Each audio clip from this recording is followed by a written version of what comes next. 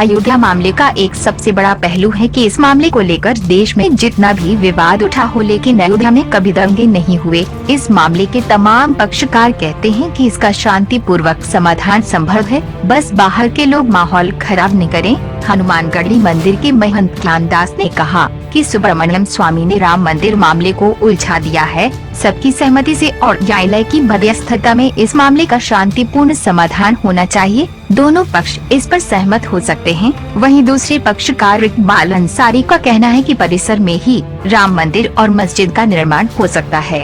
High court ने इसी आधार पर फैसला सुनाया था। इस मामले में नए राजनीतिक विवाद पैदा करने की कोशिशें नहीं होनी चाहिए। बातचीत से मामले का हल निकल सकता है। हिंदू और मुसलमान दोनों ही पक्षों ने कहा कि इस मामले पर केंद्र सरकार दोनों पक्षों से अलग अलग बात करे। पक्षकारों ने इस मुद्दे को सुलझाने के लिए कई बातें रखी, जिनमें 4 शर्तें सामने आईं। शर्त 1, उसी 2.7 एकड़ जमीन पर बने राम मंदिर मस्जिद। शर्त 2, पहल आगे बढ़ाने के लिए केंद्र नुमाइंदे भेजे। शर्त 3, सुब्रमण्यम स्वामी और हाजी महबूब जैसे विवाद बढ़ाने वाले लोग दूर रहें। शर्त 4, अयोध्या में दोनों पक्षकार एक साथ बैठें। किसे रोड़ा मान रहे हैं पक्षकार। सुप्रीम कोर्ट में राम जन्मभूमि बाबरी मस्जिद भूमि विवाद की अहम सुनवाई से ठीक पहले इस मामले में मुख्य पक्षकार स्वर्गीय हाशिम अंसारी के पुत्र इकबाल अंसारी और उत्तर प्रदेश सुन्नी सेंट्रल वक्फ बोर्ड ने बीजेपी नेता सुब्रमण्यम स्वामी की ओर से सुप्रीम कोर्ट में मामला उठाए जाने पर सख्त विरोध किया है।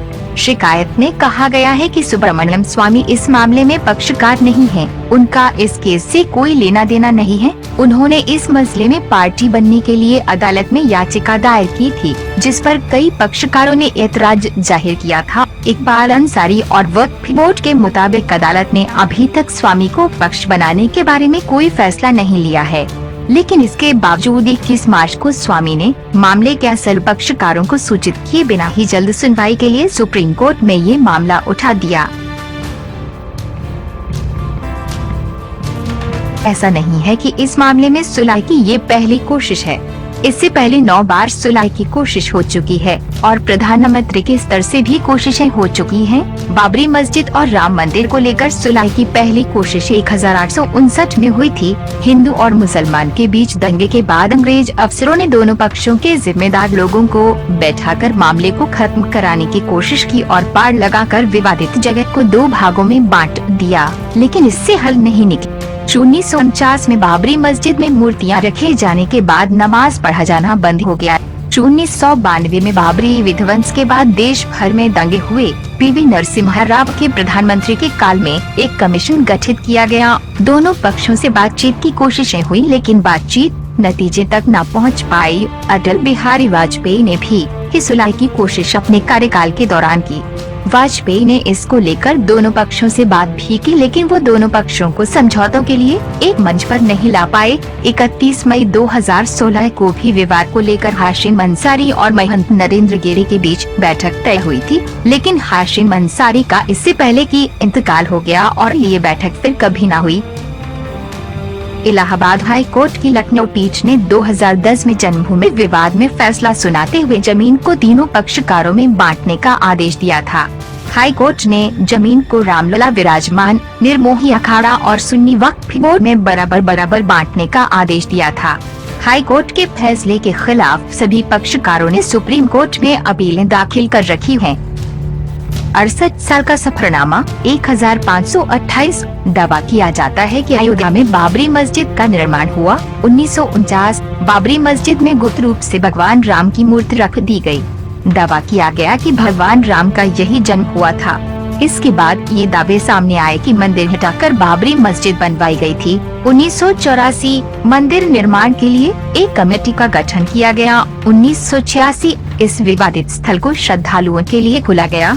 इसी साल 1986 में ही बाबरी मस्जिद कमेटी का गठन किया गया। 1990 लाल कृष्ण आडवाणी ने देशव्यापी रथ यात्रा की शुरुआत की। साल 1991 में रथ यात्रा का फायदा बीजेपी को हुआ और वो यूपी की सत्ता में आ गई। मंदिर बनाने के लिए देश भर से ईंटें भेजी गई। 1992 6 दिसंबर के दिन हजारों की संख्या में सेवकों ने अयोध्या पहुंचकर बाबरी मस्जिद ढहा दिया, जिसके बाद सांप्रदायिक दंगे हुए। 1992 यायुमूर्ति बरहान की अध्यक्षता में एक जांच आयोग का गठन किया गया। 1993 इस आयोग ने जांच शुरू की। 2002 विवादित स्थल पर सैकड़ों श्रद्धालुओं का जमावड़ा शुरू हुआ। हाई कोर्ट के एसआई को इस बात की जांच करने के लिए कहा गया कि 1528 में पहले वहां मस्जिद थी या नहीं। 2003 एसआई ने कहा कि मंदिर अवशेष के सबूत हैं। 2009 लिबरहान आयोग ने अपनी रिपोर्ट सौंपी। 2010 हाई कोर्ट ने इन विवादित स्थल को 3 हिस्सों में बांटने का फैसला सुनाया। 2011 सुप्रीम कोर्ट ने हाई कोर्ट के फैसले पर स्टे लगा दिया। क्या है आगे की राह? सुप्रीम कोर्ट ने दोनों पक्षों को आपसी सुलह से बीच का रास्ता निकालने का मौका दिया और साथ ही कहा है कि अगर बात नहीं बनती तो अदालत अपना फैसला सुनाएगी।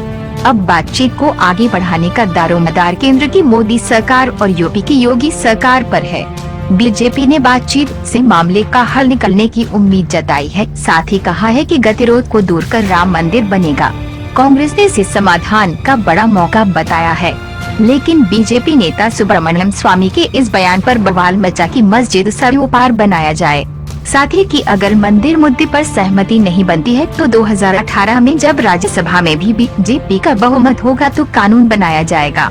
देखना होगा कि सियासत के बीच राम मंदिर का मुद्दा किस ओर बढ़ता है, वो भी तब जब देश की शीर्ष अदालत सुलह के पक्ष में है।